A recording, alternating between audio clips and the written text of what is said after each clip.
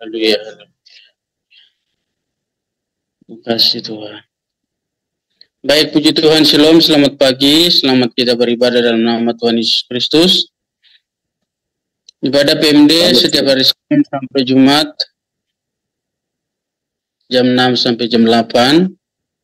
Ada pujian penyembahan, firman Tuhan, bersyafaat, bincang-bincang.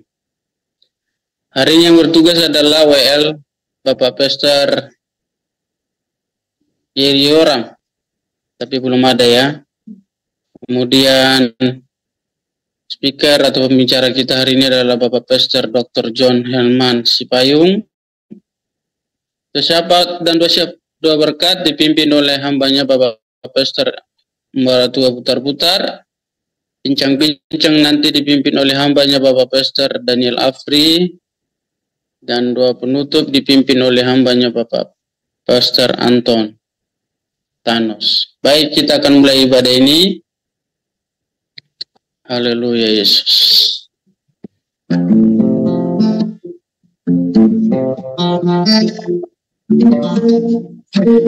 Haleluya Yesus.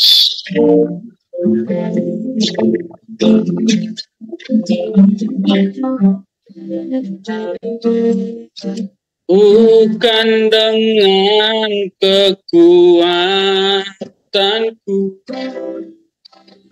ku dapat jalani hidupku, tanpa Tuhan yang di sampingku. Ku tak mampu sendiri,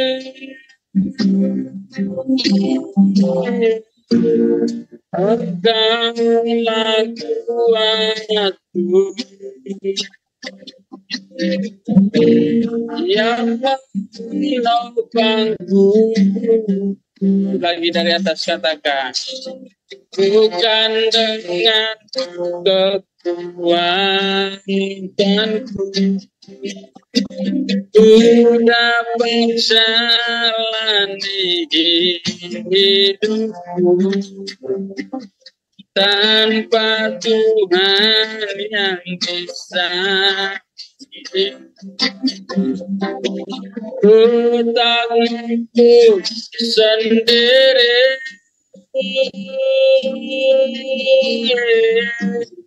Engkaulah kuatku yang menopangku. Ku pandang wajahmu dan berseru, pertolonganku datang darimu. Peganglah tanganku, jangan lepaskan. Kaulah harapan dalam hidupku. Lagi dari atas katakan, bukan dengan kekuatanku ku dapat jalani hidupku, tanpa Tuhan yang di sampingku. Ku tak mampu sendiri, Engkaulah kuatku yang menopangku. Jatuh dan berseru,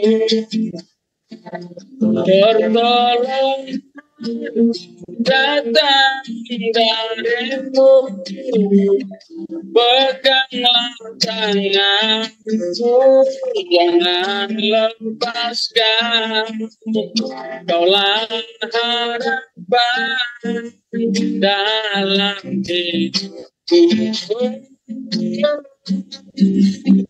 Ku pandang wajahmu dan berseru, pertolongan datang darimu, peganglah tanganku, jangan lepaskan, kaulah harapan dalam hidupku, kaulah harapan dalam hidupku, kaulah harapan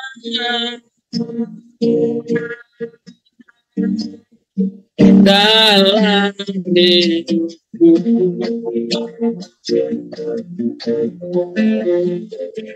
Terima kasih Tuhan, satu-satunya harapan kami hanya Engkau Yesus.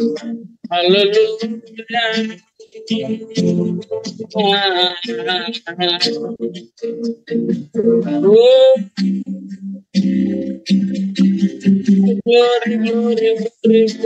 Glory. Terima kasih buat lawatanmu, terima kasih buat pertolonganmu. Kami rasakan hadiratmu Tuhan. Haleluya. Glory.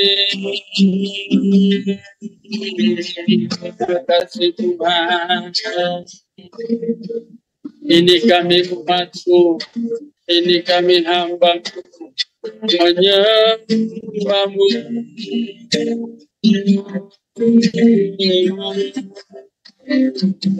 menyembah layak hidup.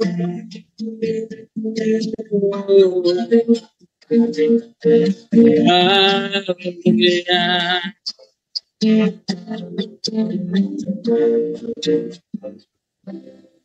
Sejauh langit dari bumi, begitu besarnya kasih-Mu,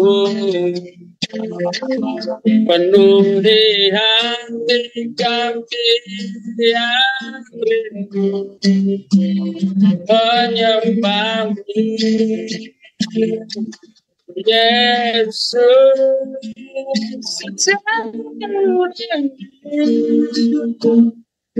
dari bumi, begitu besarnya kasih-Mu, Kaulah Tuhan kekuatanku, sukacitaku. Bapak Ibu, kita naikkan pujian sekali lagi. Nanti saya minta dengan hormat Bapak Manurung pimpin doa pembukaannya. Haleluya. Pak Manurung orang Depok. Sejauh langit dari bumi, begitu besarnya kasih-Mu, penuhi hati kami yang rindu menyembah-Mu. Yesus, sejauh langit dari bumi, begitu besarnya kasih-Mu, Kaulah Tuhan kekuatanku, sukacitaku. Kaulah Tuhan, kekuatanku, sukacitaku. Kaulah Tuhan, Kaulah Tuhan, kekuatanku, sukacitaku.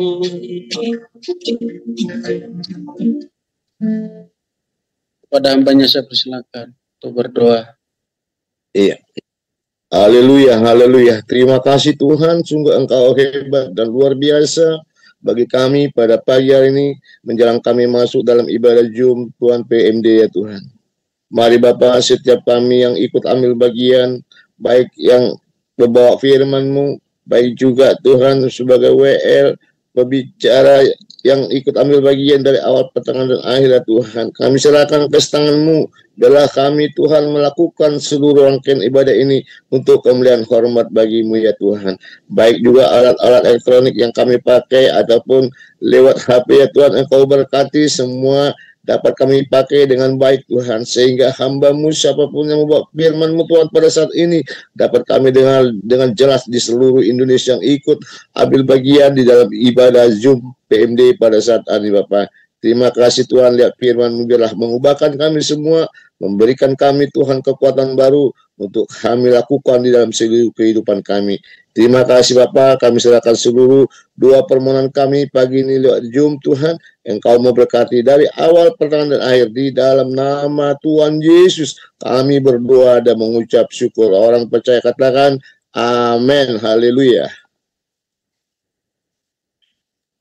Baik, terima kasih buat hambanya Bapak Pastor telah menurung. Tuhan Yesus memberkati layanan dan keluarga besarnya. Haleluya. Kita masuk puji-pujian. Oh ya, suara saya kedengaran ya? Jangan-jangan saya suaranya serak-serak. Bagus suaranya, Pak. Jelas ya? Baik.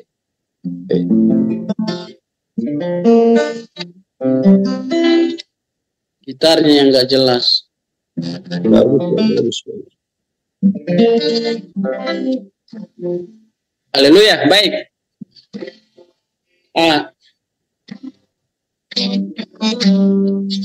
Ada satu sobatku yang setia,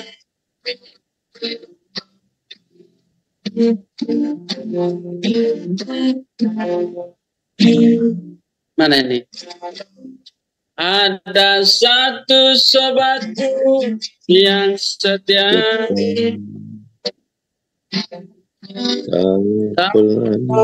dia tinggalkan diriku di waktu susah, waktu ku sendirian. Dia selalu menemani diriku. Lagi. Ada satu sobatku yang setia, tak pernah dia tinggalkan diriku dan diriku di waktu sendirian. Selalu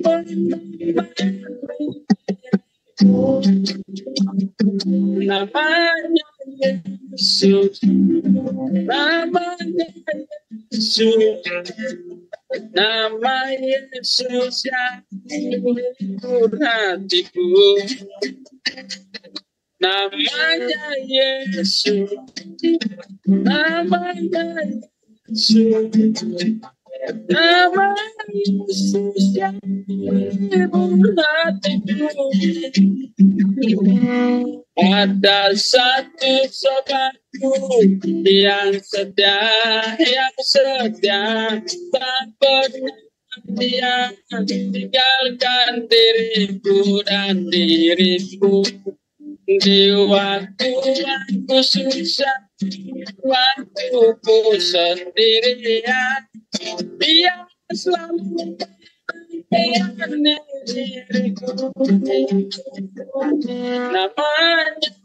Yesus, namanya Yesus, nama Yesus yang menghibur hatiku, namanya Yesus, namanya Yesus, nama Yesus menghibur hatiku, namanya Yesus, namanya Yesus, namanya Yesus, nama Yesus yang menghibur hatiku, namanya Yesus, namanya Yesus, namanya Yesus menghibur hatiku, nama Yesus menghibur hatiku, nama Yesus yang menghibur hatiku.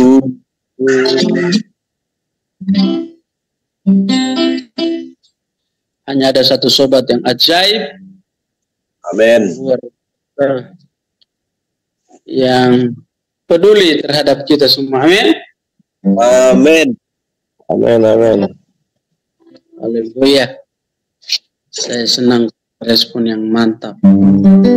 Haleluya.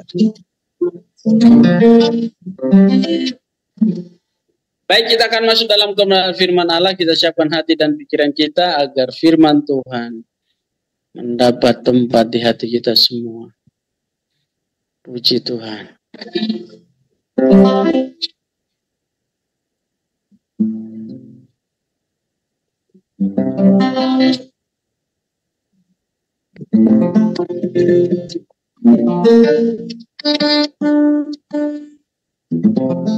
Saya akan nyanyikan lagu pujian penyembahan kita yang gagal dinyanyikan kemarin di onsite karena pemain musiknya enggak pas. Tuhan kau memilihku sebab ku ada jemarimu yang menunggu serupa gambaranmu, sebab ku mengenalmu, ku buat hidupku, namun kau tak pernah mencari diriku, tak kusangka sejak dulu kau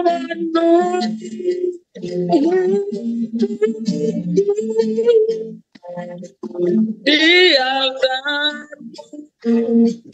sadari lama kau menanti, ku akui semua dosaku, ku lepaskan hatiku, dan seluruh nafasku memuliakanmu. Yesus Tuhan kau Rajaku. Kita naikkan lagi pujian dari atas. Tuhan Engkau memilihku sebelum ku ada, jemaat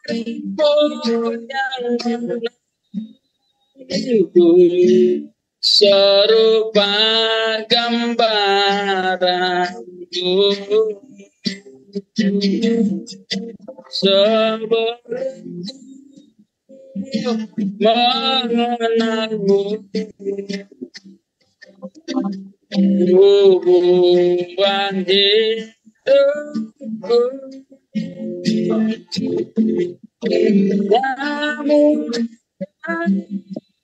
tak pernah lagi mencari diriku.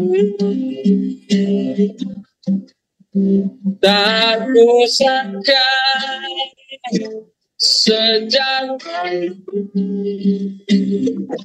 kau menuju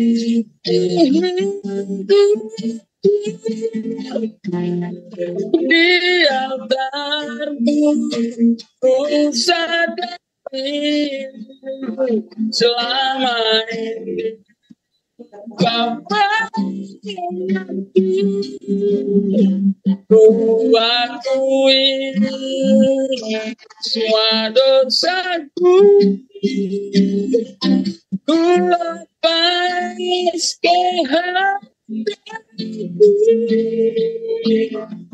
biar sulit pasti menemukanku. Yesus Tuhan kau lagi. Kita naikkan rate-nya saja, nanti saya serahkan. Tak kusangka sejak dulu kau menuju hidupku, di altarmu ku sadari selama ini kau menanti. Ku akui semua dosaku, ku lepas kehendakku, dari seluruh nafasku memuliakanmu. Yesus Tuhan kau Raja, biar seluruh nafasku memuliakanmu. Yesus Tuhan kau Rajaku. Saya persilakan waktu dan kesempatan. Haleluya. Silakan Pak Jom. Mari kita berdoa. Bapa, di dalam nama Tuhan Yesus, terima kasih Bapa untuk pagi ini. Terima kasih untuk panggilan dan pilihan-Mu dalam hidup kami. Terima kasih Bapa, biar ucapan syukur, pujian, penyembahan kami naik di hadapan-Mu bagai dupa yang harum di hadapan-Mu. Mari Roh Kudus bicara kepada kami, berikan kami roh hikmat dan wahyu untuk mengerti kebenaran-Mu. Kami bersyukur dalam nama Tuhan Yesus kami berdoa. Haleluya. Amin. Amin. Amin. Baik, ya terima kasih Amang buat sudah memimpin kita dalam pujian penyembahan. Shalom, selamat pagi buat semua Bapak Ibu Saudara dimanapun Bapak Ibu Saudara berada. Salam kenal semuanya dan terima kasih buat semua tim peduli desa yang sudah memberikan kesempatan kebenaran firman Tuhan. Nama saya Pendeta John Herman Spayung, lahir di Medan, ya tepatnya di kampung lah ya. Nama kampung saya Negeri Dolok. Cuman saya besar di Brastagi. Ya kalau Bapak Ibu Saudara yang di Medan, dulu saya tinggal di Jalan Biduk. Pernah juga di Pasar 5 Padang Bulan. Pernah juga di Marelan dekat Belawan. Ya pindah-pindah lah, nomaden begitu ya. Tapi KTP Jakarta Pusat di Senen. Jadi ya dari 2005 pernah juga saya tinggal di Aceh. 2008 baru datang ke Jakarta. Tapi 6 tahun terakhir, rumah sudah di Malang, Jawa Timur. Dan base camp kita di Batu, Bapak Ibu Saudaraku. Ya mungkin itu sedikit perkenalannya. Tapi gereja kita ada di Kelapa Gading, dekat Arta Gading di Jakarta Utara sini. Sekarang saya ada di Jakarta Utara sampai lusa. Kami hari Minggu 22 Juni akan kembali ke Jawa Timur. Mungkin seperti itu perkenalannya sementara Bapak Saudara. Saya lebih banyak bergerak di dalam pelayanan misi. Salah satu kegerakan yang kita buat namanya Gerakan Murid yang Memuridkan. Itu baru dimulai dari tahun 2007. Tapi di Indonesia kita baru mulai tahun 2019, 27 Januari 2019. Hari ini sudah ada di 13 wilayah, 19 provinsi. Ya, saat ini sudah yang saat ini berlangsung kita ada melatih 460-an Paulus, hampir 9.000 Timotius. Jadi dalam Gerakan Murid yang Memuridkan ini kita melatih para hamba-hamba Tuhan bagaimana mereka bisa buat pemuritan, satu pemuritan 4 generasi. Dan saat ini ada di 46 negara. Target kita akhir tahun ini memuridkan 5 juta. Dan sementara saat ini ada 4,8 juta hamba Tuhan yang sudah dimuridkan. Dalam anugerah Tuhan, rencana tahun ini kita coba buka di Jepang, di Korea, dan juga di Timur Leste. Tahun lalu kita baru buka di Taiwan dan juga di Filipina. Sebenarnya yang di Filipina itu pernah dulu dibuka tahun 2019, tapi hanya 6 bulan tutup. Jadi 2 tahun lalu, tahun lalu saya ke sana, dan tahun ini kita sudah mulai buat di 3 kota di Filipina. Mungkin itu salah satunya, Bapak Ibu Saudaraku. Saya lebih banyak bergerak di penginjilan. Saya melatih bagaimana cara penginjilan praktis, penginjilan dalam 1 menit, dalam 3 menit, bagaimana cara memberitakan Injil yang tidak bisa ditolak. Dan juga bagaimana buat KKR tapi KKR kita sejak 2003 namanya sudah tidak KKR. Kita buat namanya Pesta Mukjizat, Pesta Kesembuhan. Jadi kalau Bapak Saudara bisa lihat nanti di beberapa YouTube kita melatih anak-anak kecil, setiap anak asal dia bisa ngomong aja, dia bisa kita latih untuk mendoakan orang-orang dan puji Tuhan, mereka disembuhkan. Tentu saja kesembuhan bukanlah goal kita, itu hanya salah satu jembatan, salah satu sarana yang kita gunakan untuk menjangkau jiwa. Goal kita adalah setiap orang percaya bisa menjadi murid, dan setiap murid bisa memuridkan, dan setiap murid itu menjadi pemimpin gerakan, yang ujungnya kita berdoa mereka bisa menjadi seperti yang Tuhan mau. Ya, mungkin seperti itu Bapak Saudara. Di sini ada salah satu, sebenarnya ada beberapa murid saya di sini. Ada Bu Rina Burupak Pahan. Ya, beliau ini saya kenal 2008 lalu. Dulu guru TK, sekarang dia sudah jadi gembala.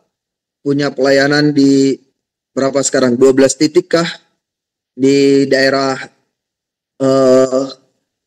Jakarta Barat. Dan 80% yang dia layani bukan orang Kristen. Ya, mungkin Bu Rina bisa nanti ambil waktu 2 menit ya. 2 menit, 3 menit bisa share sedikit. Terus bagaimana pemuritan itu berjalan. Baru nanti ada Dom, Abiatar juga bisa share 2-3 menit. Bu Rina, apakah ready sekarang? Siap, Pak.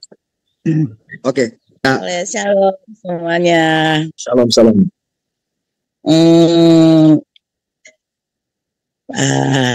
Benar-benar nih Pak. Ya, saya mengucap syukur kepada Tuhan ya.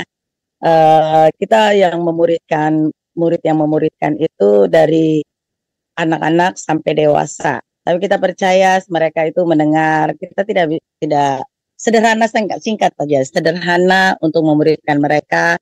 Kita bawa mereka untuk memuji Tuhan. Kita deklarasikan bahwa Tuhan Yesus itu baik. Hanya satu nama yang menyelamatkan, tidak ada yang lain gitu ya.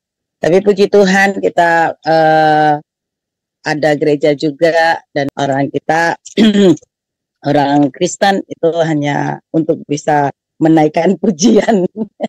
Tapi mereka sudah bisa banyak yang mereka bisa lagu-lagu kita. Tapi itulah yang kita katakan bahwa hidup kita adalah memuridkan. Sehingga panggilan kita adalah panggilan yang memuridkan jiwa-jiwa. Kita mengucap syukur kepada Tuhan, bahwasannya itu Tuhan sangat baik dalam kehidupan kita. Mungkin singkat aja ya, sebabnya kita nggak bisa lama-lama. Oke, terima kasih, Tuhan Yesus memberkati. Salam ketemu, salam berjumpa. Dalam nama Yesus, haleluya, amin. Amin, amin. Ya, jadi Bapak Ibu Saudaraku yang daerah sana, Bu Rina juga memberi makan setiap hari. Pelayanannya paling banyak di kolong-kolong jembatan dan daerah-daerah kumuh. Ya, terima kasih Bu Rina sudah bisa sharing. Selanjutnya, Dom, silakan.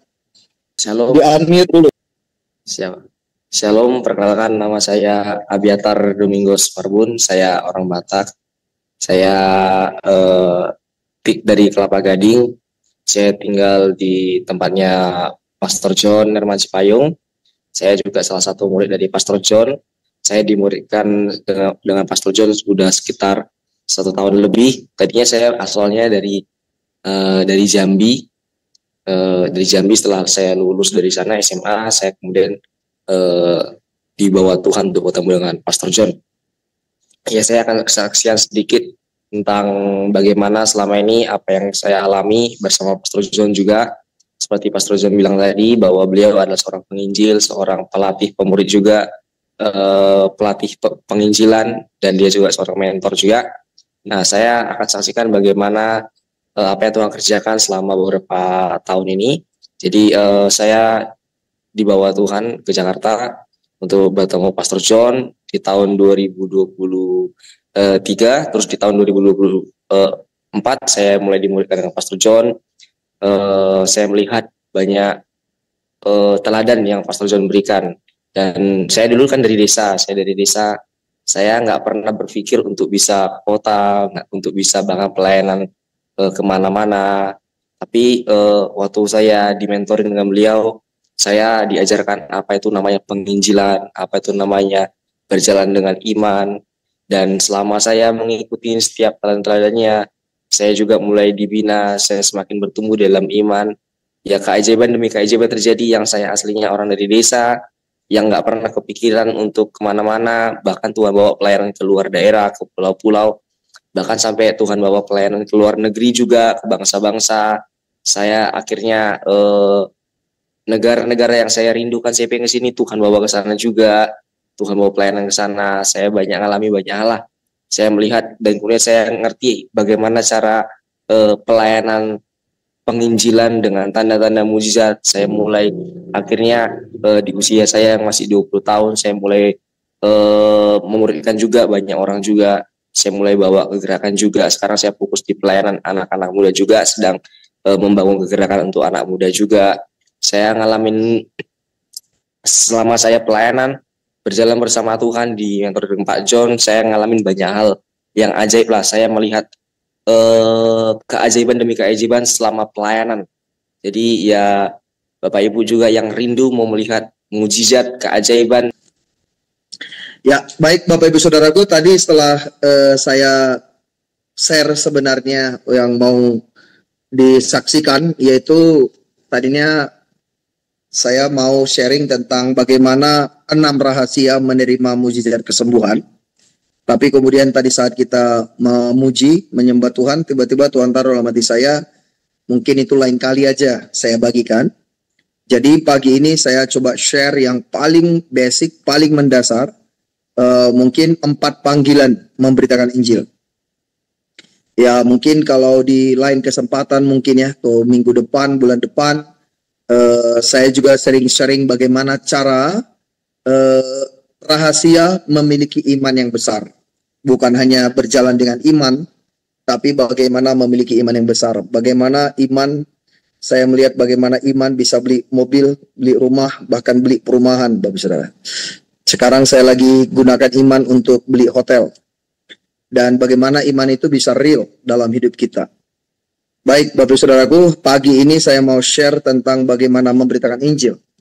Tapi ya buat Bapak Ibu Saudara yang rindu untuk bisa ikut praktek, belajar, Apakah itu di Indonesia atau di bangsa-bangsa, atau buat Bapak Ibu Saudara yang rindu, bisa nggak buat pelatihan di gereja kita? Kita siap datang untuk memberikan pelatihan dimanapun di seluruh Indonesia, bahkan di negara lain pun kita siap untuk memberikan pelatihan, Bapak Saudara. Kita memang juga bermitra dengan begitu banyak yayasan di dalam dan di luar negeri untuk berkolaborasi membangun kerajaan Tuhan. Nah, jadi ketika kita mendengar Injil, ya semua orang tahu, ya, tapi kita berharap orang tidak hanya paham konsepnya, tapi kita berdoa biar semua orang percaya mengerti esensinya dan juga prakteknya, implementasinya seperti apa. Banyak orang berpikir memberitakan Injil berarti memberitakan Kristen. Memberitakan Injil atau memberitakan Kristen atau memberitakan agama itu tidak sama. Saya sering berkata bahwa Injil dan agama itu berbeda sekali. Jadi di dunia ini ada sangat banyak agama. Kristen hanya salah satu agama. Ada ratusan, mungkin lebih 600 agama di dunia. Nah, saya selalu berkata begini, saya memberitakan Injil bukan memberitakan agama. Karena Tuhan Yesus pun tidak membawa agama. Ya, bagaimana Bapak Ibu, apakah dalam hal ini kita sepakat ya? Jadi bahkan banyak kita dengar orang-orang bukan Kristen, mereka ketemu Tuhan, mereka dikunjungin Tuhan, mereka mengalami Tuhan, mereka melihat Tuhan atau melihat malaikat, mereka dikunjungin Tuhan dalam mimpi, dalam penglihatan. Mereka yang sakit tiba-tiba sembuh, mereka tiba-tiba berubah dari hidup mereka sejak perjumpaan mereka dengan Tuhan. Padahal mereka bukan Kristen.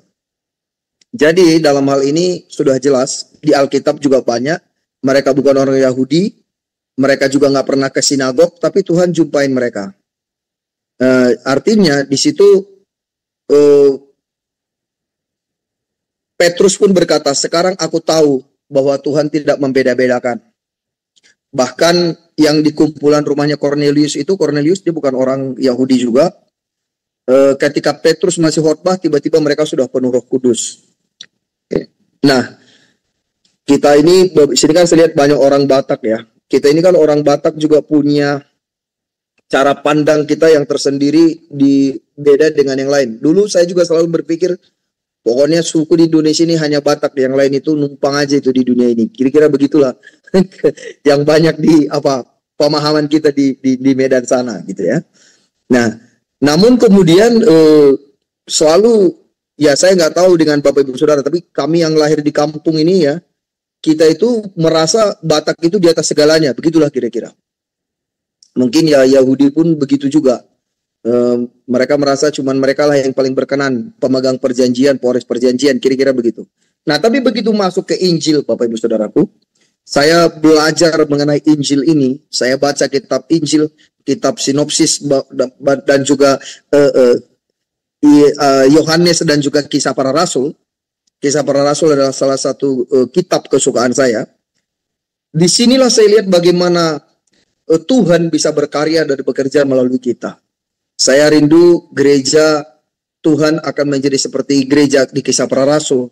Itu juga sebenarnya adalah kerinduan Tuhan. Sudah dibuatkan dari sejak Yoel ya. Dari kitab Yoel, dan juga Tuhan Yesus sendiri mengatakannya di dalam Kisah Para Rasul 1. Nah, jadi saya sering berkata begini Bapak Saudaraku. Ada agama di dunia ini semuanya itu sama, mengajarkan hal yang baik. Kesamaannya di situ. Tapi agama itu tidak bisa menyelamatkan. Nah, tapi saya sering berkata, saya memberitakan Injil. Injil itu kabar baik. Nah, kenapa dikatakan kabar? Kabar artinya sesuatu yang sudah terjadi. Apa yang terjadi? Bagaimana Tuhan mengasihi manusia sehingga dia membayar dosa dan penyakit kita, supaya yang berdosa diampuni, yang sakit bisa disembuhkan. Bagaimana Bapak Ibu Saudara yang tahu yang saya katakan ini benar? Tuhan janji kemanapun saya pergi memberitakan Injil, dia akan datang meneguhkan firman itu dengan tanda-tanda yang menyertainya. Dan saya melihat bagaimana Tuhan selalu buat begitu banyak tanda. Saya melihat tanda itu ribuan kali, Bapak Ibu Saudaraku. Nah, dan kemudian saya juga berkata seperti ini. Apa sih bedanya agama dan Injil?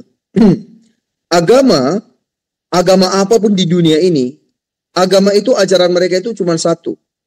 Agama mengajarkan apa yang manusia harus lakukan supaya bisa diterima Tuhan. Apa yang manusia harus dilakukan supaya bisa masuk di dalam kehidupan kekal.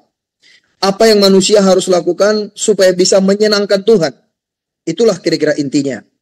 Jadi ada agama tertentu mengajarkan pakaianmu harus begini, minumanmu harus begini, ini makanan boleh dimakan, itu nggak boleh dimakan. Dan ya begitulah, ada aturannya supaya bisa menyenangkan. Begini caranya kamu berdoa, begini caranya. Diajarilah pokoknya supaya bisa menyenangkan Tuhan. Supaya bisa diterima Tuhan. Kalau nggak dilakukan itu nanti nggak diterima Tuhan. Begitulah kira-kira. Itulah inti dari semua agama, dan setiap agama itu punya aturannya sendiri supaya bisa diterima Tuhan menurut ajaran agama itu. Apakah itu salah? Menurut saya tidak salah. Itu bagus. Itu juga bagus, Bapak Saudaraku. Baik begitu. Hanya jaminan untuk bisa diselamatkan yang tidak ada. Itulah semua ajaran agama. Mengajarkan apa yang manusia harus lakukan supaya bisa diterima Tuhan, menyenangkan Tuhan, dan juga mendapatkan kehidupan kekal. Dapat nggak? Ya belum tentu. Mudah-mudahan begitu. Nah, bedanya dengan Injil apa? Kalau tadi agama mengajarkan apa yang manusia harus lakukan supaya selamat, kalau agama tadi mengajarkan apa yang harus manusia lakukan supaya diterima Tuhan, beda dengan Injil. Injil mengajarkan kepada kita apa yang Tuhan lakukan supaya manusia bisa selamat. Nah, beda kan Bapak Ibu Saudaraku?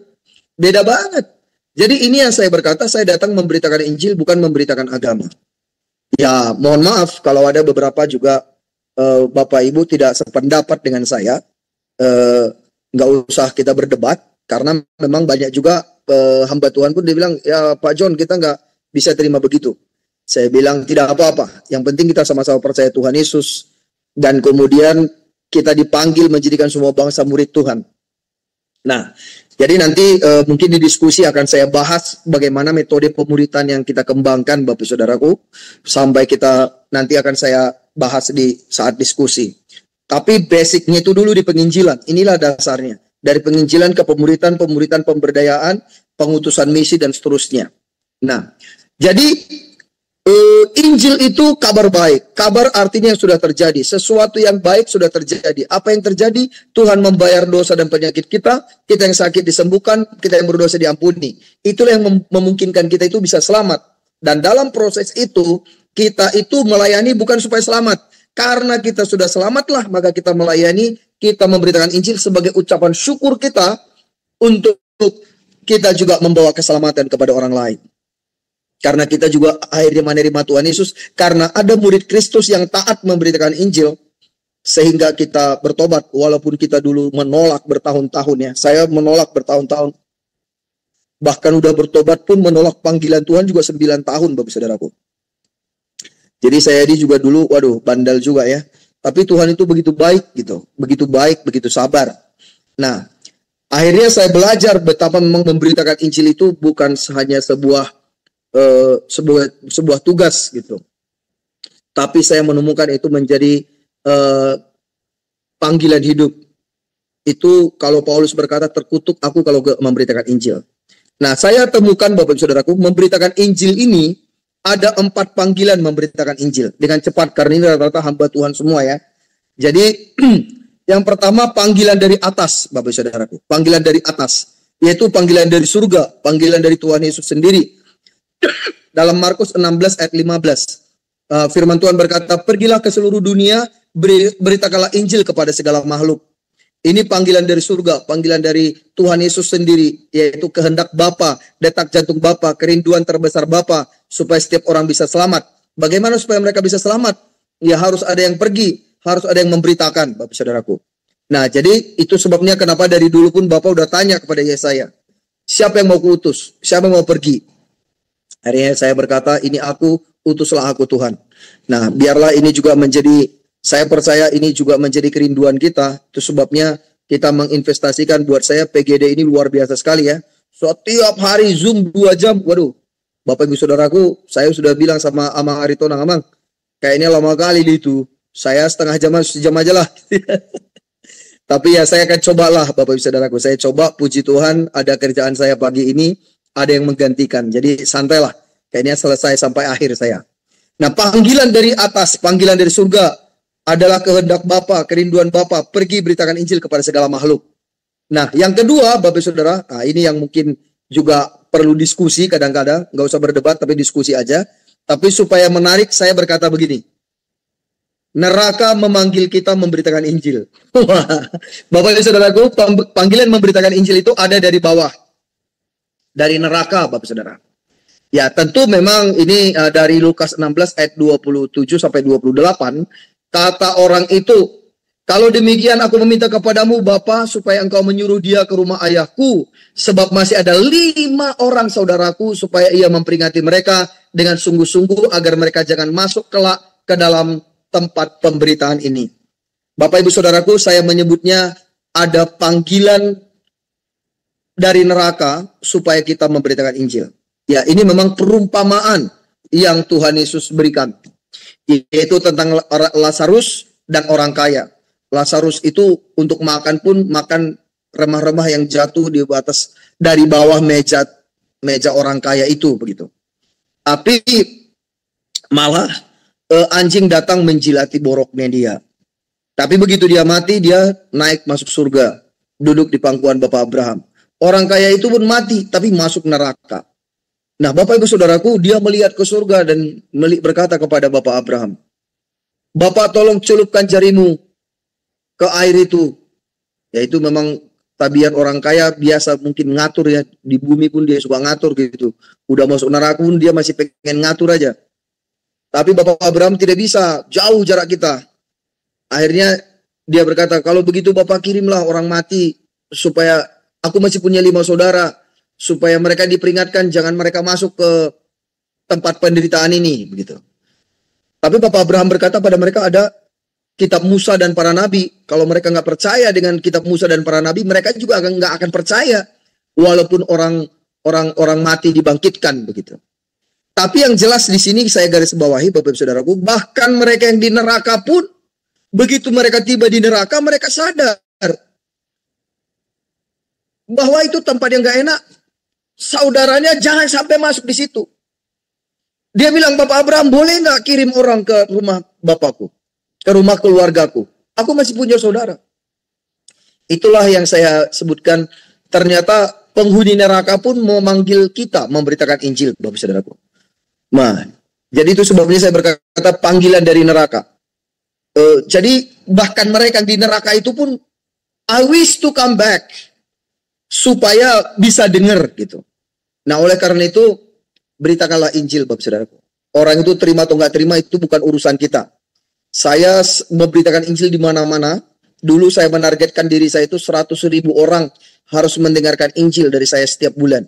Karena itu kita ada 38 TV channel, kita ada pakai 11 radio, kita pakai traktat. Saya dulu ambil traktat dari Yalki dan Mogot itu bertruk-truk saya ambilnya. Dan kemudian ada beberapa traktat juga saya cetak sendiri. Pernah ketika saya pergi ke Jepang, nggak bisa saya bahasa Jepang. Saya tanya di grup siapa yang bisa terjemahkan traktat di bahasa Jepang. Akhirnya ada yang terjemahkan. Saya cetak 3.000, penuh satu koper tuh. Saya seretlah koper itu di mana-mana. Saya pun keliling di Jepang. Saya nggak ngomong, saya berkata, hey, good news for you, good news, give for you, give for you. Gitu aja. Nah itu...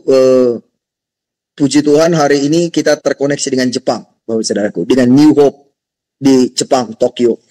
Nah itu bagaimana apapun yang kita tabur itu nggak pernah sia-sia, Bapak Saudaraku, nggak pernah sia-sia. Nah itulah betapa panggilan itu bukan hanya dari surga, ternyata neraka pun memanggil kita juga. Yang ketiga panggilan dari dalam. Nah, di dalam 1 Korintus 9 ayat 16 dan 17. Paulus berkata begini, yaitu Paulus memiliki desakan dari dalam batinnya untuk menyampaikan Injil. Karena jika aku memberitakan Injil, aku tidak mempunyai alasan untuk memegahkan diri, sebab itu adalah keharusan bagiku. Celakalah aku jika aku tidak memberitakan Injil. Kalau andai kata aku melakukannya menurut kehendakku sendiri, memang aku berhak menerima upah. Tetapi karena aku melakukannya bukan menurut kehendakku sendiri, pemberitaan itu adalah tugas penyelenggaraan yang ditanggungkan kepada aku. Kalau di bahasa Inggris dikatakan, this is my obligation. Inilah sebuah hak. Saya itu memberitakan Injil itu karena berhutang. hutang nyawa. Karena Injil kita selamat, maka kita juga harus menyelamatkan orang lain, Bapak Saudaraku. Ada sebuah desakan, sebuah dorongan dari dalam untuk memberitakan Injil. Nggak perlu bermegah untuk hal itu, karena itu adalah sebuah kewajiban. Itu yang Tuhan tugaskan, ditanggungkan kepada kita begitu. Yang memang itu kita dipanggil untuk melakukan itu, Bapak Saudaraku. Terus kemudian yang keempat, panggilan dari luar. Panggilan dari luar ini, Bapak Saudaraku, yaitu Paulus mendengar panggilan tersebut dari Makedonia. Pada waktu itu Paulus bersiap-siap mau ke Asia. Tapi kemudian di malam itu Paulus melihat ada penglihatan. Dalam Kisah Para Rasul 16 ayat 9, pada malam harinya tampaklah oleh Paulus suatu penglihatan. Ada seorang Makedonia berdiri di situ dan berseru kepadanya, katanya, menyeberanglah kemari dan tolonglah kami. Ini panggilan dari luar, Bapak Saudaraku. Jadi panggilan memberitakan Injil itu ada panggilan dari atas, dari surga, panggilan dari bawah, dari neraka, panggilan dari dalam, dan panggilan dari luar, Bapak Saudaraku. Jadi Injil itu kabar baik, Injil itu adalah kuasa. Roma 1 ayat 16 berkata, karena Injil, aku memiliki keyakinan yang kokoh akan Injil. Karena Injil adalah kekuatan Allah yang menyelamatkan. Pertama-tama orang Yahudi, tapi juga orang Yunani. Tapi saya suka di terjemahan bahasa Inggrisnya, di mana Paulus berkata, I have confidence in gospel, because gospel is the power of God. Because gospel is the dynamite. Itu adalah sebuah dinamit, sebuah letusan, sebuah power yang bisa membuat sebuah ledakan, perubahan, kesembuhan, keselamatan, pemulihan. That's the kind of the gospel that we carry on, Bapak Saudara. Itulah kekuatan Injil yang kita bawa. Dan kemudian juga dalam 1 Tesalonika 1 ayat 5 berkata, karena Injil yang kami beritakan tidak hanya terdiri dari kata-kata, tetapi juga terdiri dari kuasa. Gospel is power. Kalau gospel adalah kuasa, maka dimanapun Injil kita beritakan, something happen di situ. Sesuatu pasti terjadi di situ. Yang berdosa diampuni, yang sakit disembuhkan, yang terikat dilepaskan, yang beban berat diberi kelegaan. Semua yang tidak benar jadi benar. Semua yang tidak baik jadi shalom, jadi bagus, Bapak Saudaraku. Karena apa? Karena gospel. Karena gospel adalah kuasa. Dan itulah sebabnya saya sering berkata bahwa dimanapun kita memberitakan Injil, something pasti terjadi di situ. Nggak mungkin nggak. Nah, itulah Bapak Ibu Saudaraku yang saya alami, bagaimana Injil mengubahkan, bagaimana Injil memulihkan, menyembuhkan, dan bagaimana setiap orang yang merespon kepada pemberitaan Injil, mereka berjalan dalam kuasa dan otoritas, signs, wonders, and miracles, tanda, mukjizat, dan keajaiban, keterobosan, kelimpahan, kemustahilan jadi keajaiban, Bapak Saudaraku. Itu yang saya bagikan pagi ini, kiranya bisa menginspirasi, memberkati setiap kita, khususnya kita yang pelayanan di desa-desa atau pelayanan dimanapun, Bapak Saudara.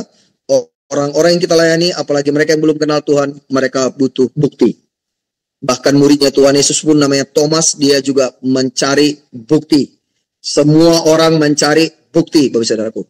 Jadi Injil itu ada buktinya. Bahkan juga iman itu pun ada buktinya. Ya, jadi iman adalah dasar segala sesuatu dan bukti dari segala sesuatu yang tidak dilihat. Masih semua mesti dibuktikan. Kuasa Injil pun dibuktikan. Jadi kiranya menjadi saluran berkat buat kita, Bapak Saudaraku. Kita berdoa. Bapa, di dalam nama Tuhan Yesus, terima kasih buat firman-Mu. Terima kasih buat Injil. Ya, Injil adalah kabar baik, Injil adalah kuasa, Injil mengubahkan hidup kami. Terima kasih Bapak, kami sudah diselamatkan, dipulihkan. Engkau memperlengkapi kami. Roh Kudus pimpin kami untuk memberitakan Injil, dan Engkau meneguhkan firman-Mu dengan tanda dan mujizat untuk membawa banyak orang datang kepadamu. Terima kasih Bapak, kami bersyukur. Berkati semua hamba-hamba-Mu Tuhan di grup PGD ini, khususnya yang kami ikut live, dan juga mereka akan menonton nanti setelah meeting ini Bapak. Kami bersyukur, berkati untuk diskusi kami selanjutnya. Dalam nama Tuhan Yesus kami berdoa. Haleluya. Amin.